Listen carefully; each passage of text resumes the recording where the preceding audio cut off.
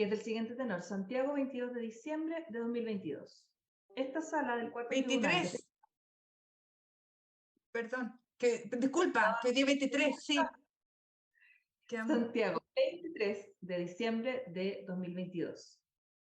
Esta sala del cuarto tribunal de juicio oral en lo penal de Santiago, reunida después del debate de rigor de conformidad a lo establecido en el artículo 339, 340 y 343 del Código Procesal Penal, ha resuelto por votación unánime condenar a Humberto Mario Iván Tapia Centeno como autor del delito de apremios ilegítimos del artículo 150, letra D del Código Penal, teniendo presente lo siguiente. La prueba de cargo proporcionada por el Ministerio Público, a la que adhirieron los querellantes, consistente en los relatos de Yescari Martínez, Catalina Araneda, Sofía Román, María Salvadora Rojas, Claudio Ponce, Angélica Salinas, Judith Díaz, Fabiola Zúñiga, Roberto Enríquez, Erika Salinas, Rosa Aguilar y Denise Berenguela, se pudo acreditar que el día 5 de noviembre de 2019, en el Liceo 7 Teresa Prat, ubicado en calle General Gana 959 de la Comuna de Santiago, y dentro del periodo denominado estallido social, que ocurría en el país a contar del día 18 de octubre del mismo año, las alumnas del mencionado establecimiento educacional iniciaron esa mañana una serie de conversaciones tanto con la directora del liceo como con el encargado de convivencia y las directivas de los cursos a fin de determinar las acciones a seguir.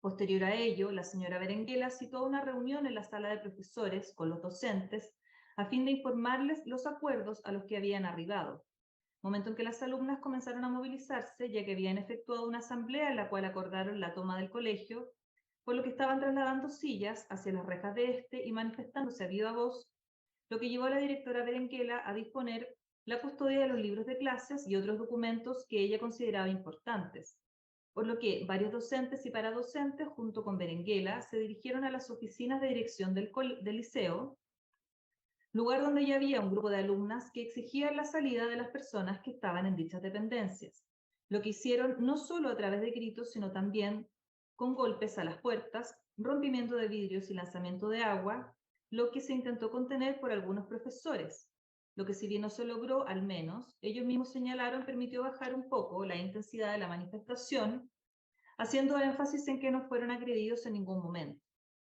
Lo que sucedía fuera y dentro de las salas de dirección fue narrado por quienes se encontraban encerradas en dichas dependencias.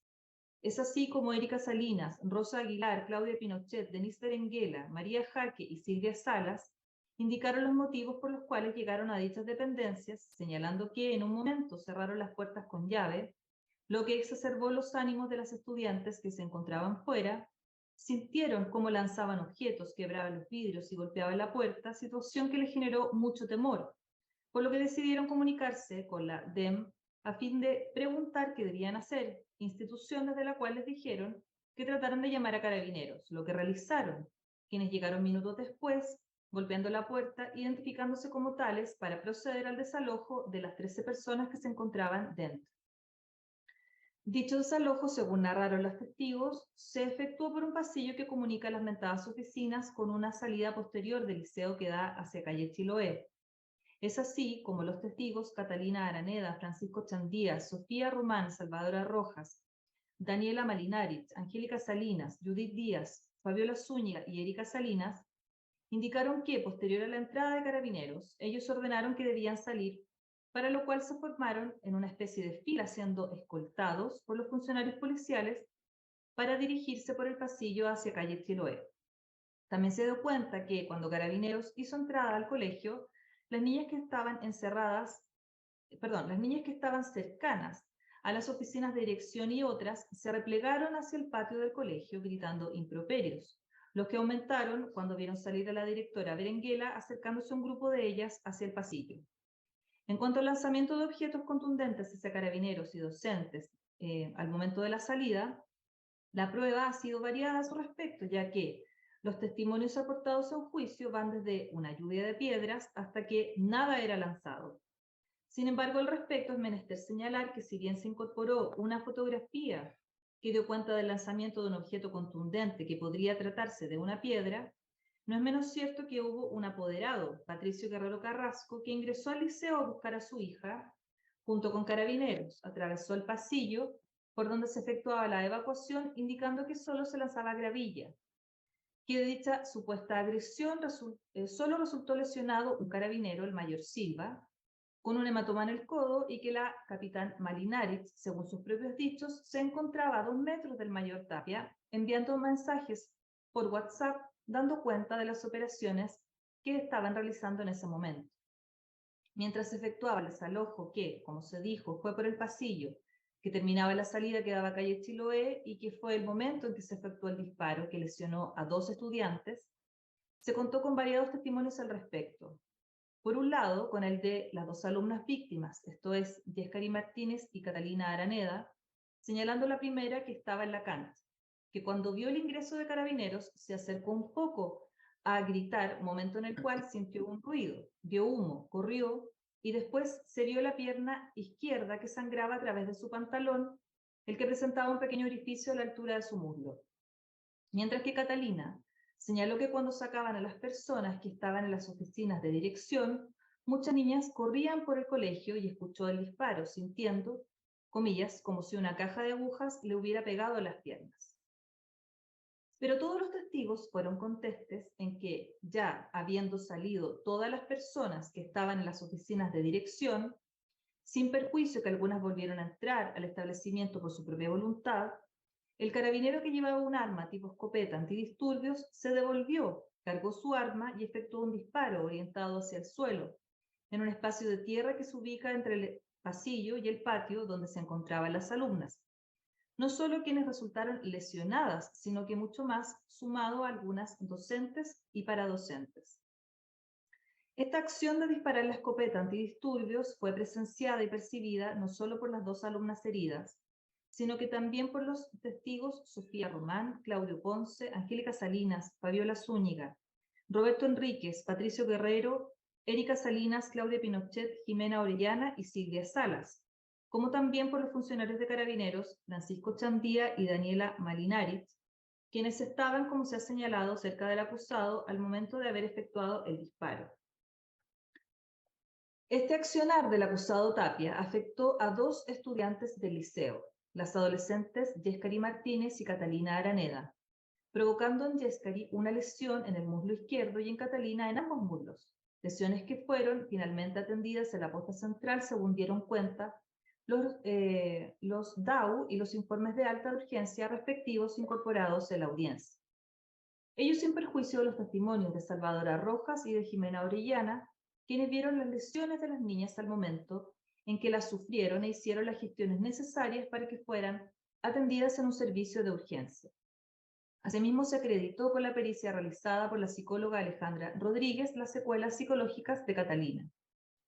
También logró acreditarse que los funcionarios policiales concurrieron al Liceo 7 a raíz de un llamado de Senco y por mensajería telefónica, por el cual se les solicitaba la concurrencia a dicho establecimiento educacional porque había profesores que no podían salir de este y que el objetivo de dicho procedimiento era sacar a las profesoras de las oficinas, sin novedad alguna, previa verificación que la situación era la que se les había comunicado.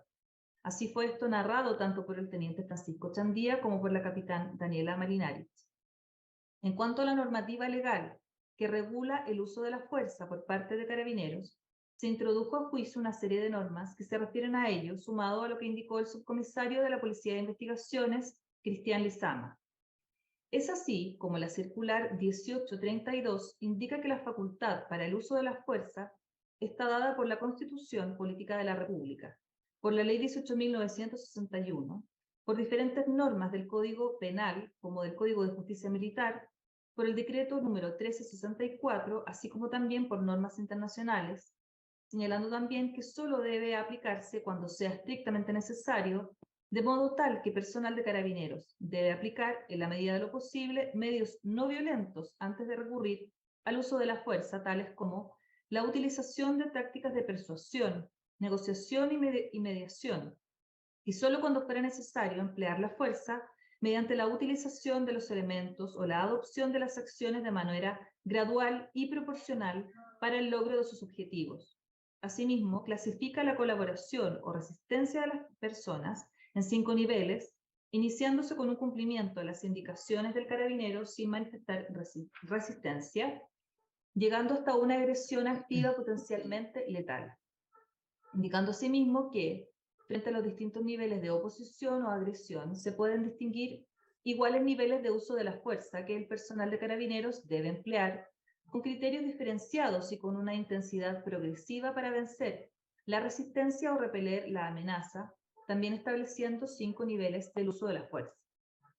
En consecuencia, de dicha norma se puede desprender que el uso de una escopeta antimotines, que ha sido señalada como un arma con munición no letal, está indicada en el nivel 4 del uso de la fuerza, o sea, estando también en un nivel 4 de agresividad cuando exista una agresión activa, esto es, cuando el controlado intenta agredir al carabinero para resistir el control o evadirlo y la amenaza no pone en riesgo vidas. También se introdujo como legislación vigente, al momento de los hechos, la Orden General 2635, la cual establece un protocolo para el mantenimiento del orden público, el cual se inicia con el resguardo del derecho a la manifestación, el restablecimiento del orden público, los desalojos, los procedimientos con infractores de ley y el trabajo con diversas instituciones, entre ellas el INDH, la Defensoría de la Niñez y otras. También clasifica las manifestaciones y establece 5 niveles de comportamiento de las personas que se están manifestando, indicando las formas de intervención para cada una de ellas, iniciándose estas siempre con el diálogo y medios de persuasión, uso de altavoces, para posteriormente, y en caso de hacer caso omiso a las indicaciones de carabineros, el uso de elementos disuasivos, debiendo, en caso de agravarse la situación, hacer uso en forma progresiva y racional de los medios con que contaran. Así las cosas, y de la prueba ya analizada, se desprende que las manifestaciones ocurridas el día 5 de noviembre de 2019 en el Liceo 7 de Santiago estaba lejos de ser aquella calificada por el ordenamiento como de nivel 4 de agresividad, ya que, como se ha señalado, la integridad física de terceras personas o de los propios carabineros no se vio en peligro, por cuanto el lanzamiento de objetos contundentes hacia ellos no quedó suficientemente acreditado, más si el repliegue de las alumnas hacia el patio cuando ellos hicieron ingreso al establecimiento, los gritos e improperios, y que solo un grupo de estudiantes intentó acercarse a los funcionarios policiales, cuando efectuaba la evacuación de los docentes, pero sin llegar siquiera a existir un contacto físico entre las alumnas y estas personas, por lo que nada justificaba en ese momento el uso de una escopeta antidisturbios con munición no letal, ya que el teatro operativo del que tanto se hizo mención no era de aquellos que lo requirieran. Tampoco se hizo ningún tipo de advertencia, ningún llamado a deponer la actitud de las alumnas, las que, como ya se ha señalado, eran pocas en número y estaban replegadas en el patio del colegio. Por otra parte, el arma también fue usada en forma antirreglamentaria, ya que si bien el acusado contaba con la capacitación para ello y la respectiva certificación, hizo caso omiso a la indicación del fabricante como de las instrucciones impartidas y su capacitación de hacer uso de esta a no menos de 25 o 30 metros, ya que de las fotografías incorporadas, del plano educacional del establecimiento educacional, del video incorporado como de lo señalado por los testigos ya individualizados, como por el perito Rodrigo Marcos Quesada, el disparo se efectuó a 7,5 metros de distancia de donde se encontraban las alumnas, lo que provocó que 2 de estas resultaran lesionadas. Y, finalmente, se acreditó también, con los medios de prueba aportados por el persecutor, que el acusado era un funcionario público al momento de los hechos, esto es, un mayor de carabineros, según da cuenta la documental aportada por el Ministerio Público y querellantes. Que así las cosas, todos estos medios de prueba constituyen un conjunto de elementos probatorios que, acorde a lo señalado en el artículo 296 del Código Procesal Penal, que reunidos de manera lógica y sistemática permitieron crear convicción más allá de toda duda razonable, que se encontraba establecido el núcleo, que se encuentra, perdón, establecido el núcleo fáctico de la acusación. Por ende, analizando el actuar del imputado Tapia Centeno, se puede apreciar que la conducta desplegada por este el día 5 de noviembre de 2019 en el Liceo 7 excedió lo establecido en todas las normativas que regulan el actuar policial, efectuando un disparo con la escopeta antidisturbios que portaba con munición no letal, en circunstancias que no era aconsejable ni se daban los presupuestos para realizar dicho disparo, no solo por las circunstancias que se desarrollaban en ese momento, sino que por la forma en que se efectuó dicho disparo, por lo que la conducta por él desplegada se encuadra dentro del delito por el cual fue acusado, esto es, de premios ilegítimos del artículo 150d del Código Penal en grado de desarrollo consumado, toda vez que resultó acreditado que el acusado realizó la conducta con pleno conocimiento de los reglamentos y circulares que se encontraban vigentes a la época de los hechos, lo que le permitía discriminar y disponer el actual que correspondía para cada procedimiento y las limitaciones que la misma reglamentación establecía al respecto. Luego, responder con la medida más intensa y ante circunstancias que pudieron provocar un riesgo, inclusive letal para las personas, importa un abuso no solo de su cargo, sino que además de las prerrogativas que la normativa legal e institucional le otorga a los funcionarios policiales. Resulta gravitante, además, que se haya utilizado un armamento antidisturbios al interior de un establecimiento educacional que albergaba solo a niñas, circunstancias que el acusado obvió, con lo que además se vulneran las especiales garantías que asisten a los niños, niñas y adolescentes de acuerdo al ordenamiento jurídico. Finalmente se dirá que, más allá de haber sufrido lesiones en su cuerpo las víctimas, lo que determina el ilícito de apremios ilegítimos es que éstas sufrieron un ataque injustificado, desproporcionado e ilegal, vulnerando su dignidad como personas, como seres humanos, por parte de quienes, dado el cargo que ostentan, están obligados a proteger a todos los habitantes de la República, accionar reprochado que claramente constituye el delito de apremios ilegítimos. Que la participación del acusado Tapia Centeno ha quedado acreditada con los mismos medios de prueba anteriormente señalados, ya que siempre fue sindicado como el autor del disparo en cuestión, tanto por sus propios compañeros como de las personas que se encontraban dentro del liceo el día 5 de noviembre de 2019. Que tendido el análisis de la prueba realizado, se desecharán las alegaciones de la defensa efectuadas en las clausuras. Y las demás consideraciones adoptadas en esta decisión serán desarrolladas en la sentencia definitiva, la que será redactada por la magistrado doña María José García Ramírez y comunicada a ustedes en la audiencia del próximo día martes 3 de enero a las 11:30 horas, quedando ustedes notificados en este acto de esta fecha de audiencia. Esta decisión fue adoptada entonces por la sala cuya integración ustedes conocen desde el comienzo, en causa RIF 271 del año 2022. Existiendo entonces un veredicto condenatorio por el delito de apremios ilegítimos, damos paso a la audiencia dispuesta en el artículo 343 del Código Procesal Penal y le damos la palabra al Ministerio Público.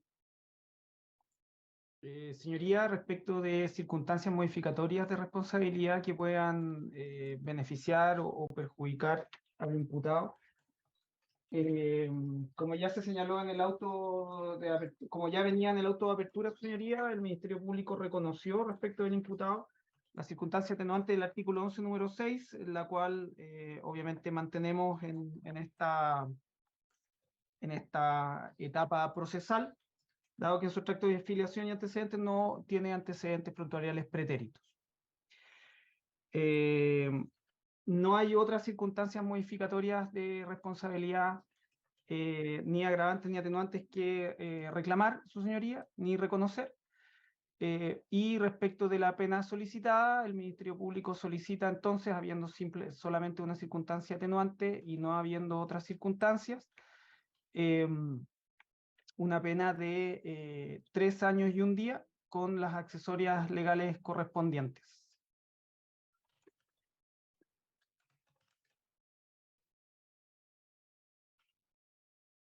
Perdón, su señoría, perdón.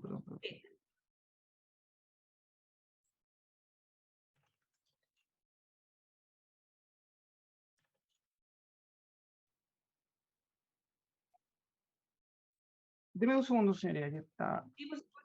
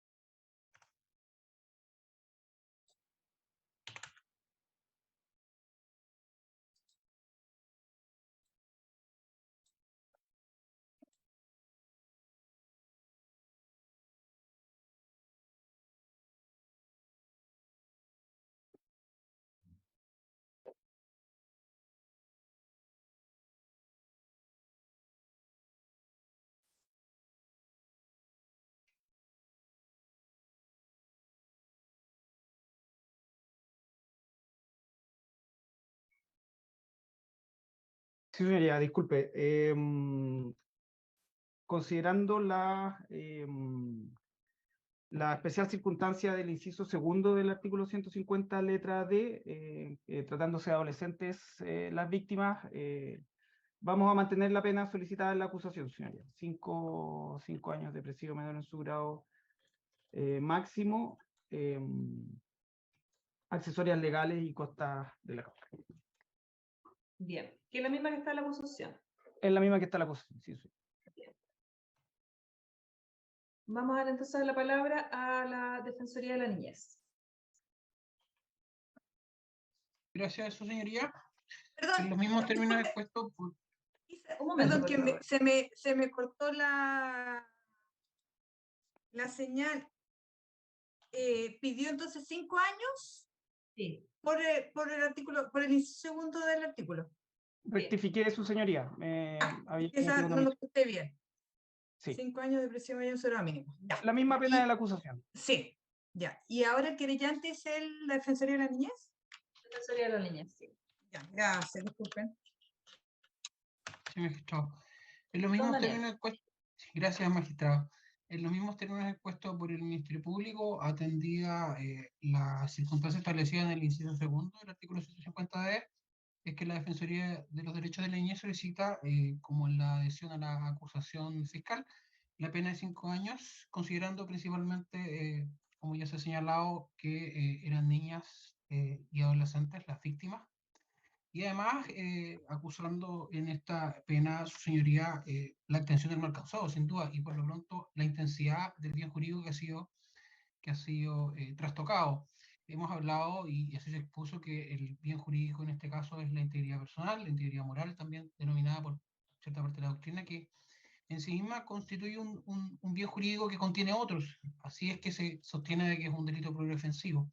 Y en particular esto tiene enorme relevancia considerando que en relación con el bien superior de los niños, niñas y adolescentes, la afectación que ha sufrido en virtud de este delito, sin duda afectó y afectará muy seguramente el desarrollo de las víctimas hacia adelante. Por estas especiales consideraciones, su señoría, es que consideramos que la pena al caso concreto es la solicitada. Muchas gracias. Querellante Instituto Nacional de Derechos Humanos. Muchas gracias, magistrada. Igualmente, este querellante mantiene la pena que adhirió a la acusación fiscal de 5 años de presidio menor en su grado máximo y tomando también en consideración no solamente la circunstancia agravante del delito base del artículo 150D, sino que también la extensión del mal causado en atención al bien jurídico infraccionado por esta acción, pero también, magistrada, considerando que se trata de un delito de violencia institucional, y que existen derechos consagrados por la Convención Americana de Derechos Humanos, particularmente como lo señalamos en el alegato de clausura, el artículo 5, número 1 y número 2 se refiere a la integridad de las personas y a la prohibición de la tortura u otros tratos o penas crueles, inhumanos o degradantes, y en atención al artículo número 1.1 de la misma Convención Americana de Derechos Humanos, que establece el deber de respetar y garantizar estos derechos, solicitamos que se mantenga esta pena porque resulta ajustada a la gravedad de los mismos. También consideramos, magistrada, que no concurren otras circunstancias atenuantes de responsabilidad.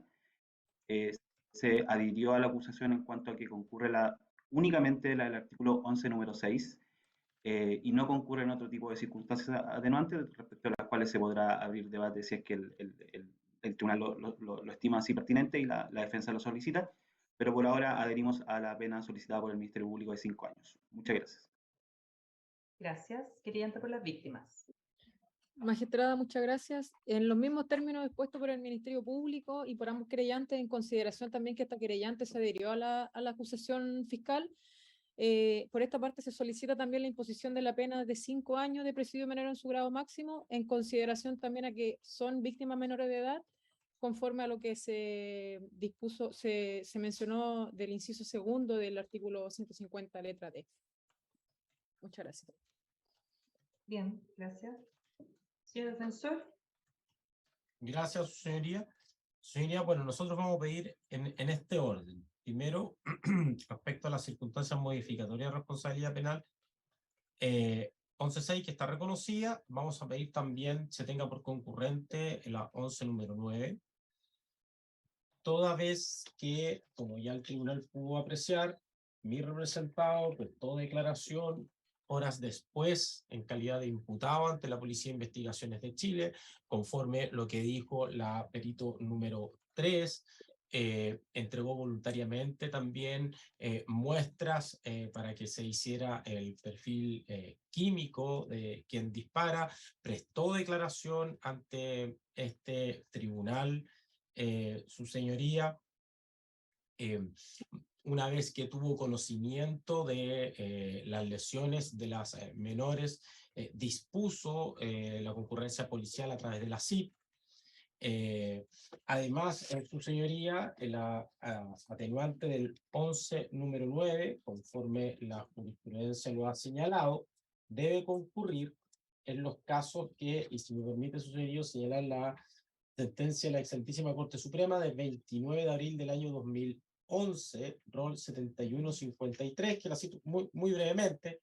Dice que del examen del artículo 11 número 9 del Código Penal se desprende que la colaboración sustancial está dada por toda actitud o declaración que contribuya al esclarecimiento de los hechos, no obstante la existencia de otros antecedentes en la litis, y siempre que constituya un aporte serio y efectivo a las averiguaciones, aunque no se traduzca necesariamente en un resultado específico en relación a ellas. De esta manera, la contribución del encausado expresa una voluntad de participación en la entrega de información, aun cuando haya negado intervención punible en los hechos, considerando 4 y sextos de esa sentencia, su señoría. También, Corte Suprema, 15 de septiembre del 2009, en el rol 3909 del año 2009, que señala que colaborar sustancialmente implica contribuir de una manera esencial al logro del fin. En el caso de la atenuante de responsabilidad del 11 número 9, la colaboración sustancial exige que la norma debe traducirse en una acción o declaración del imputado que tienda a proporcionar elementos que contribuyan o agilicen la labor del investigador o que faciliten de algún modo la consecución de los fines del proceso. Que la colaboración sea sustancial nada tiene que ver con la exclusividad de los antecedentes probatorios aportados por el imputado, sino que basta con que aclaren los hechos investigados que han sido base de la acusación fiscal, su señoría. En este escenario, mi cliente desde el primer momento señaló que él había disparado, señaló la posición donde se encontraba su señoría, y nos parecen eso que son antecedentes relevantes que además ayudaron en la investigación total del hecho. En consecuencia, si el tribunal consiguiera esas dos atenuantes y por la aplicación del inciso segundo del artículo 150, esto es, que se aumenta en un grado la pena base del delito de apremio ilegítimo, estaríamos entonces en presidio menor en su grado máximo a presidio mayor en su grado mínimo.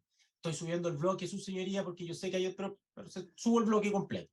Entonces, subiendo el bloque, pasamos de presidio menor en su grado mínimo a máximo a presidio menor en su grado máximo a presidio mayor en su grado mínimo.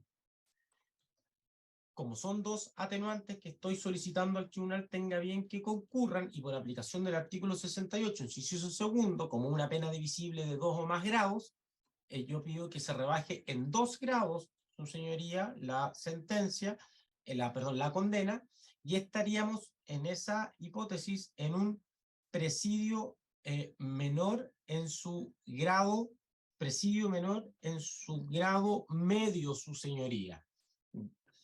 Ahora, respecto, ¿por qué voy a pedir 541 días, su señoría? Y quiero fundamentarlo también en la hipótesis del artículo 69, esto es la existencia del mal causado. Esta defensa no desconoce los efectos, o sea, no voy a desconocer lo que dice la sentencia, para nada. La sentencia dice lo que dijo. Sin embargo, también entendemos que no se puede desconocer ciertos hechos y que las lesiones tienen una característica que la hacen menos grave que otros casos, que voy a citar, donde ha habido lesiones de mayor gravedad y la pena ha sido de 541 días, su señoría.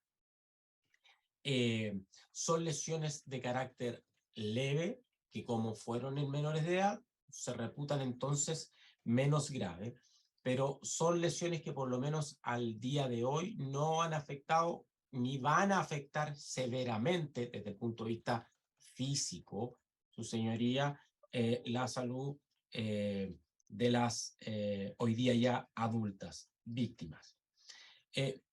Por esa razón, su señoría, y en atención a jurisprudencia que quiero citar. La primera de ellas, sus señorías, es la sentencia de la Ilustrísima Corte de Apelaciones de Santiago, rol 5510 del año 2021.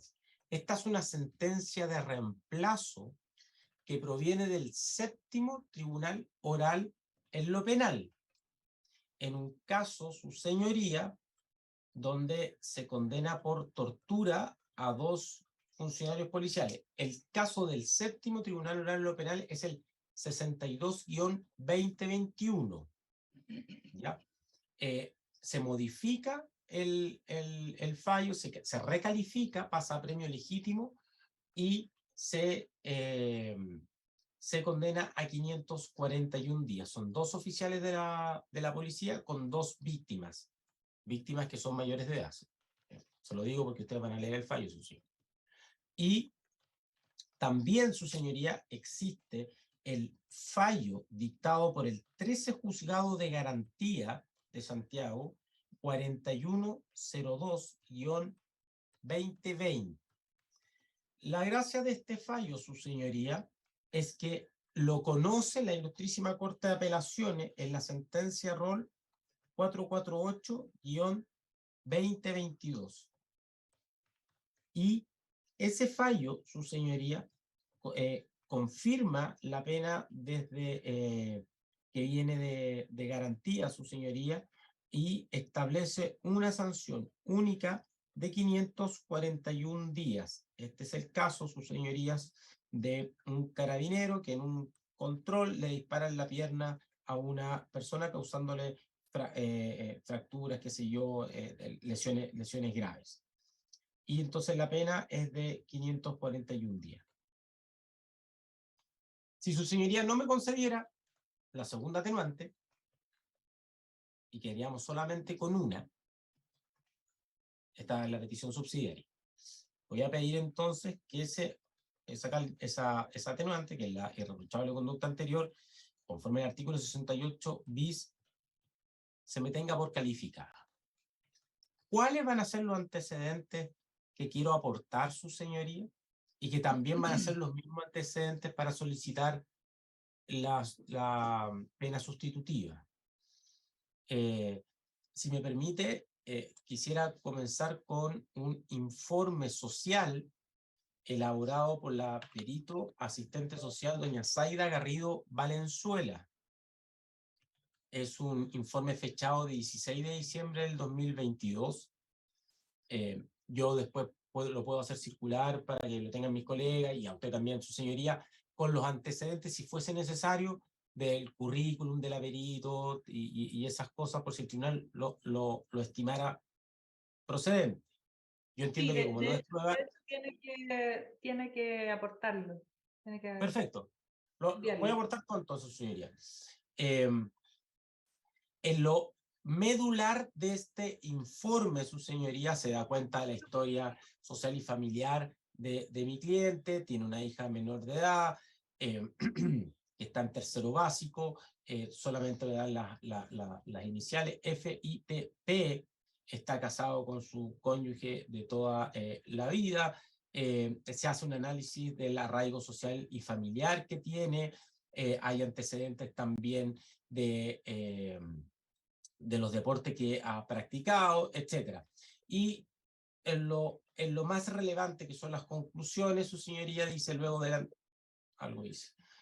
entrevista en profundidad y focalizada con el objetivo de conocer el contexto familiar, así como también su historia laboral y social, tomando conocimiento de sus relaciones vinculares, se considera que existen condiciones como para estimar la existencia de arraigo familiar, por considerar a Humberto Tapia como parte de una red cohesionada, organizada, estructurada, reflejando sentimientos de pertenencia a su cercano con un alto grado de compromiso con la misma. Y abunda también, su señoría, en ciertos elementos que son esenciales, como cuáles, por ejemplo, además de haber estado vinculado a Carabineros de Chile por 26 años y prestar un servicio a la comunidad, no haber tenido nunca un reproche penal, sino hasta hoy día, da cuenta también de su vinculación a organizaciones medias, a clubes deportivos, en particular su señoría haber estado toda la vida vinculado a una disciplina que es el judo, que le ha permitido tener cierta relevancia en el contexto de esa actividad, su señoría. ¿Por qué digo que debe ser calificada esta atenuante? O cuáles son los criterios para calificar esta atenuante, su señoría, te las digo inmediatamente. Quisiera citar un fallo que es el siguiente. Aquí está. Que es Corte Suprema 25 de febrero del 2010, rol 2829. 2009, su señoría, del año 2009. Dice que favorece al encausado la minorante y irreprochable conducta anterior, 11 número 6, la que se tiene por acreditada con el mérito de su estado de filiación, tanto.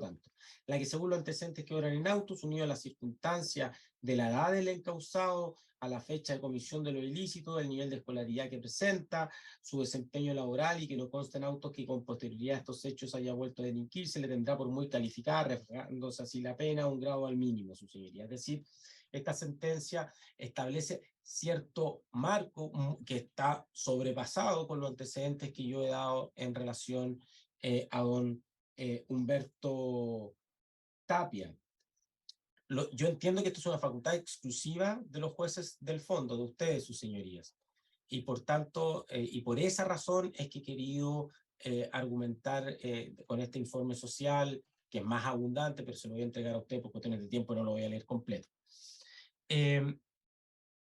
Su señoría, si se me otorgara entonces la calificación de esta atenuante, y como dice la norma, que se podrá imponer la pena inferior en un grado al mínimo del delito señalado, y como esta pena va desde los 3 y 1 a los 10 años, su señoría, porque estoy hablando del inciso segundo del artículo 150, que se aumenta en un grado, y como dice aquí, se podrá imponer la pena inferior en un grado, entonces, pena inferior 3 años y un día a 5, inferior en un grado, estaríamos en el marco de los 541 a 3 años, su señoría, de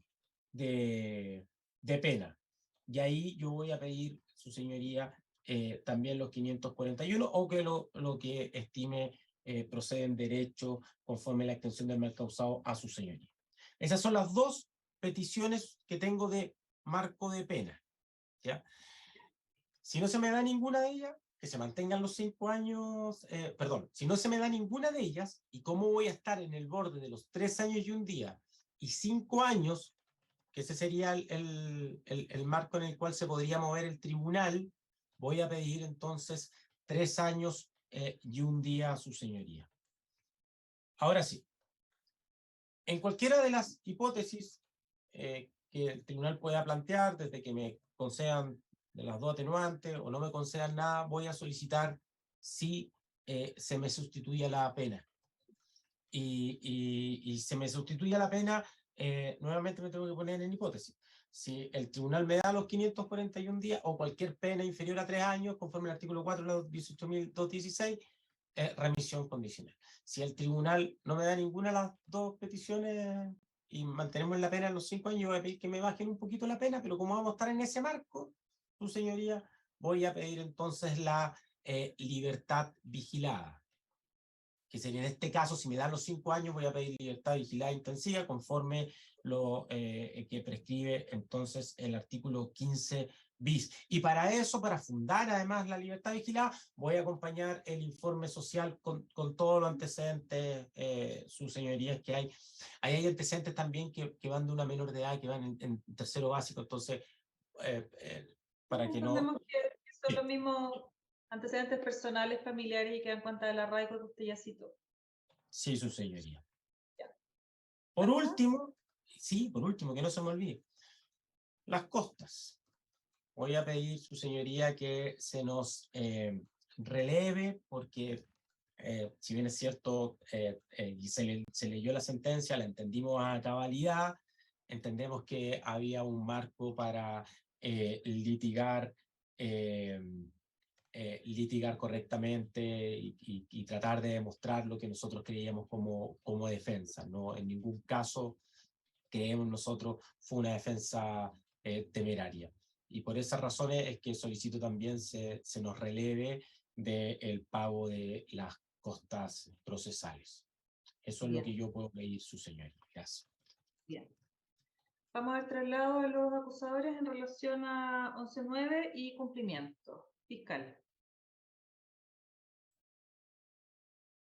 Gracias, su señoría. El Ministerio Público se va a oponer a que se reconozca la circunstancia modificatoria de responsabilidad del artículo 11, número 9, por los siguientes argumentos, señoría. En primer lugar, el Ministerio Público entiende que, y tal como lo vimos durante todas las jornadas de juicio, que la controversia estaba justamente en la infracción y en el uso injustificado de la escopeta, no en todos los otros antecedentes que revestían el caso, el uso en la participación del imputado, el uso de la escopeta, el haber entrado al colegio, etc. Y en ese sentido, señoría, estimamos que la colaboración no ha sido sustancial. De hecho, es muy legítimo que el señor imputado haya declarado tanto ante la Policía de Investigaciones como ante este tribunal, pero lo hizo básicamente por una tesis de defensa distinta a la que se le había acusado.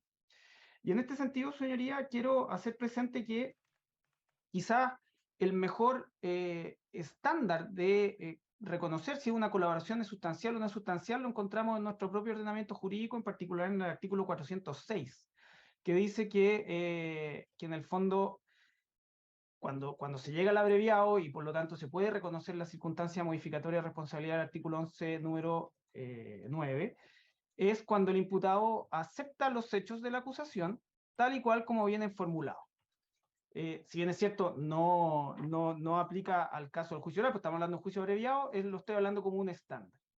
Y hay algo que me llamó la atención justamente a propósito de la exposición de los antecedentes que ahora hace el señor defensor, que hubiesen sido muy relevantes quizás para abonar las tesis propias de tanto la acusación como posteriormente fue la condena, que es que el imputado hacía judo, y nos enteramos recién ahora.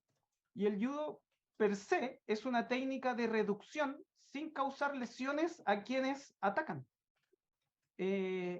Algo que a mí me llama la atención. No lo quiero hacer entender como un juicio de valor, sino simplemente como un antecedente que a lo mejor sí hubiese sido sustancial. Es solamente para poner un ejemplo. Y resulta que ahora nos enteramos de esta circunstancia, simplemente como un ejemplo. Y respecto, por ejemplo, de otras cosas que se han planteado respecto de su colaboración, como por ejemplo, haberse sometido a esta prueba pericial, señoría, había un acta circunstanciada que por obligación tienen que hacer todos los funcionarios que ocupan pertrechos fiscales, como la escopeta, como la munición. Por lo tanto, era inocuo para el imputado someterse, por ejemplo, a esa pericia. Por otro lado, también lo establece como una circunstancia de colaboración sustancial el hecho de haber enviado a la CIP para, en el fondo, constatar la existencia de personas lesionadas. Al respecto, señoría, decir dos cosas. Primero, durante el juicio pareciera ser que eso también fue convenido o instruido o sugerido por el propio señor Moreno o Clavería. No recuerdo exactamente cuál de los dos fue, pero uno de los dos fue. Y en segundo lugar, está en la Orden General 2635, que cuando se enteren que hayan lesionados, tienen que hacer las medidas necesarias para prestar auxilio. Por lo tanto, su señoría, eso también es parte de los deberes, más que una circunstancia propia propia que sí podríamos a lo mejor reconocerle a una persona civil que no está sujeto a estos deberes. Respecto a la extensión del mal causado, yo había guardado mis argumentos para esta etapa, esperando lo que solicitara el señor defensor respecto a la regulación propia de la pena. Obviamente voy a hacer mío los argumentos que ha señalado la Defensoría de la Niñez, sobre todo respecto a la integridad moral, y simplemente hacer una pequeña reflexión, su señoría, que es algo que también nosotros planteamos en nuestro alegato de clausura, que es que a mí me ha sorprendido, y lo digo desde una experiencia personal, siendo fiscal, que me ha tocado conocer varios de estos casos, la confusión que se genera respecto de las lesiones. Oye, fueron lesiones leves nomás, no es tan grave. Lo que tratamos de exponer nosotros y que de alguna manera al relevar el bien jurídico protegido lo que queremos señalar es que las lesiones es una consecuencia del apremio y de la conducta apremiante. Y aquí nunca debemos olvidar que se ocupó una escopeta en un establecimiento educacional. Nunca. Y que no solamente afectó a las personas que tuvieron la mala suerte de ser impactadas por las postas, sino que afectó a toda una comunidad escolar. Y eso no puede soslayarse, ni siquiera como extensión del mal causado, ni siquiera pensando que hay unas personas que sufrieron lesiones física y clínicamente menos graves. Y eso, señoría, es algo que a nosotros nos interesa resaltar por sobre todas las cosas.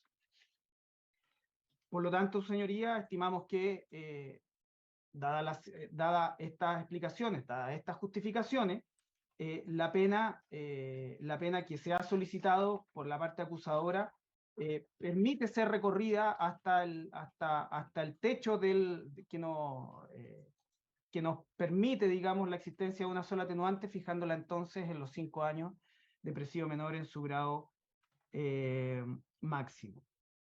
Respecto, señoría, de las penas sustitutivas, sin perjuicio que nosotros no hemos visto el informe social al cual ha hecho referencia el señor defensor, hacemos buena fe de lo que él nos ha dicho, no tenemos ningún motivo para dudar de aquello. Sin embargo, señoría, por esa circunstancia, y dado que el tribunal lo tendrá cuando el señor defensor lo remita, dejamos a criterio del tribunal, de acuerdo a la ponderación que haga de ese propio informe, la circunstancia de poder acceder a una pena sustitutiva en el entendido que si ese informe cumple los estándares, puede ser beneficioso, digamos, para el cumplimiento de los fines de la condena que se ha dictado. Bien. Sobre los mismos aspectos, por favor, querellantes, 11.9 y cumplimiento. Defensoría de la Niñez, tiene la palabra. Gracias, su señoría. Adherimos a lo expuesto por el Ministerio Público y nada más con ánimo de complementar la oposición a la atenuante, perdón, del número 9. Citamos jurisprudencia en ese sentido. La sentencia de la Corte Suprema, ROL 7204 del 2009, es claro en señalar de que la colaboración no debe limitarse a proporcionar detalles intrascendentes, sino a constituir un aporte efectivo y serio en el éxito de la investigación. Esto, su señoría, en aras de complementar lo expuesto por el señor fiscal, en tanto la tesis principal de la acusación es la vernacular, es donde estaba el conflicto en definitiva, y en esos términos no puede entenderse de que todo lo demás desarrollado por el acusado se puede tener por colaboración sustancial. Hay mayor abundamiento, su señoría, la sentencia de la Corte Suprema, ROL 1342-2008, refiere exactamente lo mismo, pero sobre la base inclusive de que no puede entenderse colaboración sustancial cuando incluso hay la sola confesión del procesado. En este término, ni siquiera puede entenderse que en esos términos la hay, por lo que con mayor razón, en definitiva, debiese en este caso no tenerse por sustancial las actuaciones del acusado durante la investigación. Y en segundo término, su señoría, del mismo modo como lo ha expuesto el Ministerio Público, vamos a dejar a criterio del tribunal ¿cómo se llama? La de acuerdo a lo que ha sido señalado por el Ministerio Público. Bien, gracias. Instituto Nacional de Derechos Humanos. Muchas gracias, magistrada. Sobre la circunstancia atenuante que alega la defensa sobre colaboración sustancial, señala que se refiere a actitudes o declaraciones que contribuyan al esclarecimiento de los hechos. Y vamos a solicitar, por cierto, que se desestime esta circunstancia atenuante, precisamente por lo que señalaba también el señor fiscal al inicio de su alegación. Es decir, este caso, su señoría tenía hechos controvertidos y no controvertidos, y en ningún momento se estableció como hecho controvertido que el acusado, ahora condenado, había disparado al interior del recinto educacional y que ese era el núcleo esencial de la imputación. Por lo tanto, todos los hechos que envuelven el juzgamiento del mismo fueron obtenidos por el tribunal a través de otros medios de prueba, declaración de otros testigos y principalmente la prueba pericial planimétrica, no solamente de la perito de la Policía de Investigaciones, doña Andrea Daza, sino que incluso de la propia defensa, el señor Marco. Era fundamental, o si podemos establecer algo como sustancial, era establecer la distancia entre el tirador y las víctimas, y eso quedó establecido a través de otros medios de prueba. Quisiera señalar brevemente, su señoría, que el profesor Enrique Curi, en su texto de Derecho Penal, parte general, en la página 497, dice que precisamente la colaboración es sustancial cuando no debe limitarse a proporcionar detalles intrascendentes, sino que constituir un aporte efectivo y serio al éxito de la investigación. Y lo menos que podemos exigirle a un funcionario policial que ejecuta un disparo al interior de un recinto educacional es que preste declaración. No constituye ningún aporte sustancial en ese sentido, sino que las circunstancias propias del hecho se obtuvieron a través de otros medios probatorios. En segundo término, magistrada, respecto a la extensión del mal causado, volver a señalar lo que ya señaló la Fiscalía y también la Defensoría de la Niñez. No se trata de un delito en que se juzgan las lesiones puramente físicas, sino que trasciende mucho más a ello. Y así lo ha señalado también su señoría en el veredicto condenatorio, que se funda en la dignidad de las personas y que en este caso no solamente afectó a las víctimas y a un recinto y a una comunidad escolar. Las víctimas también declararon que esto afectó a sus familias, sus padres y sus madres también sufrieron pesadillas con lo que estaba sucediendo y con lo que vino en los meses posteriores al disparo. Por lo tanto, creemos que eso también debe ser considerado y no agotarse la circunstancia propiamente tal en la calificación de las lesiones físicas. Y en tercer lugar, respecto al cumplimiento, también tal como lo ha señalado el señor fiscal y la Defensoría de la Niñez, no conociendo el informe, pero dando buena fe de ello, lo dejamos a criterio del tribunal. Bien. Creyente por las víctimas. Magistrada, muchas gracias. Quisiera adherirme también a todo lo indicado por el fiscal respecto a la atenuante del 11.9 y cumplimiento. No obstante, quisiera agregar solamente también respecto del acta circunstanciada que fue mencionado por el Ministerio Público y por el querellante INDH, y hacer parte también de mis alegaciones todo lo que se haya indicado, pero recordemos que el acusado informó que había disparado como parte de la obligación de esa acta circunstanciada. Y eso ocurrió temporalmente antes de que él supiera que había lesionadas y que por ende habría consecuencias penales por ese disparo. Por lo tanto, todo lo que vino en el futuro deriva de aquello, de esa información. Salvo podría considerarse la declaración en el juicio oral que vista de forma independiente, considero que no se cumple con el estándar para que se pueda considerar como colaboración sustancial. Porque todas las diligencias posteriores que hizo el Ministerio Público derivan de aquello, de esa acta circunstanciada. Y en cuanto a que no se considere el atenuante del 11 número 9, me adhiero a lo que ya se ha señalado y también dejamos a criterio del tribunal lo que se refiere al cumplimiento. Bien. Todas estas cuestiones, como les señalé, van a estar resueltas en la sentencia, les repito, el día martes 3 de enero a las 11:30. ¿Ya? Don Sergio. Sí, su señoría, si me permite, un minuto, no más que eso.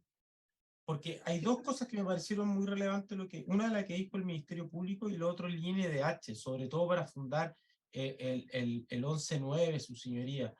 Que el INDH, lo escribí, respecto de que para determinar la distancia se necesitó, dijo, fue muy importante la pericia de la defensa.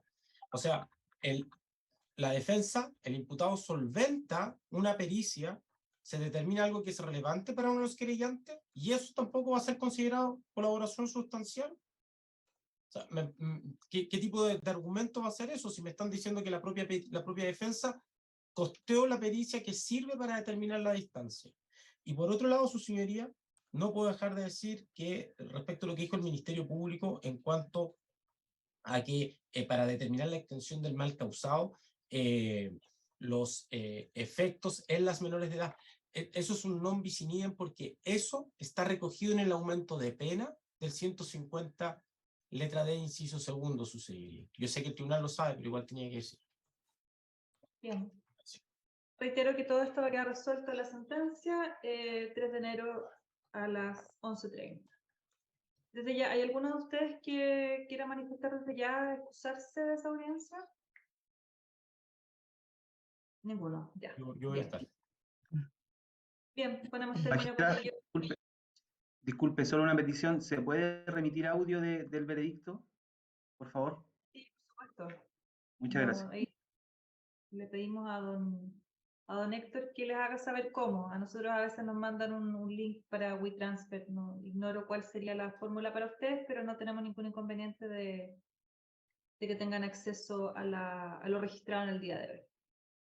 Gracias, magistrado. Entiendo que a todas Con las ello partes. ponemos término al juicio. Que tengan buena tarde. Hasta Gracias, luego. magistrado. luego. Adiós. Hasta Adiós, luego, colegas.